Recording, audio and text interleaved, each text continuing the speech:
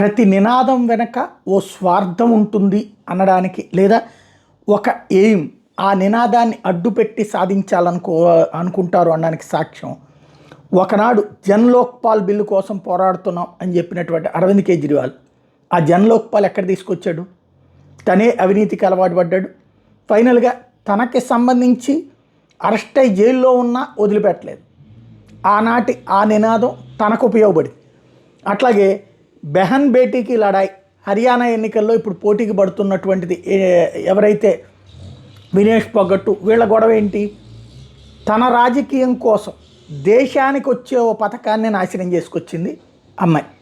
ఇకపోతే లడేంగోతో జీతేంగే, వాస్తవంగా ఎక్కడైతే దేశంలో అప్పులు ఎగ్గొట్టినటువంటి వాళ్ళని అసలైనటువంటి వాళ్ళు వీళ్ళే అని చెప్తూ, అసలు విషయం ఏంటి, ఇక్కడ ఉన్నటువంటి వాళ్ళు విదేశాలలో డబ్బులు దాచుకున్నటువంటి విషయాన్ని దాచేసేటటువంటి క్రమంలో నడుపుకొచ్చినటువంటి గేమ్.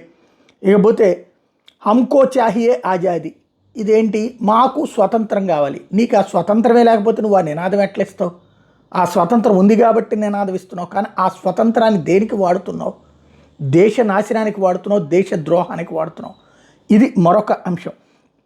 అలాగే భారత్ తేరే టుక్డే హంగ్, ఇది అంటే దేశాన్నే మొక్కలు చేయాలి, చికెన్ నెక్ దగ్గర ఎరగొట్టాలా, లేకపోతే కనుక అరుణాచల్ ప్రదేశ్ మొక్కలు చేయాలి, కాశ్మీర్ మొక్కలు చేయాలి అనేటటువంటి దరిద్రుల యొక్క స్వభావం.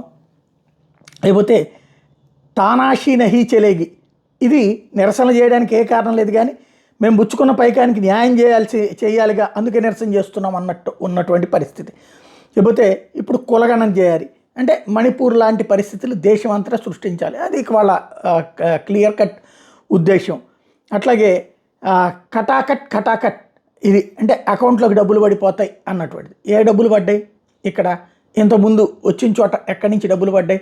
కర్ణాటకలో ఏమైంది, హిమాచల్ ప్రదేశ్లో ఏమైంది, రాజస్థాన్లో ఏమైంది, మధ్యప్రదేశ్లో ఏమైంది, తెలంగాణలో ఏమైంది, ఇది ఒక నాటకం నడుస్తూ ఉంటుంది.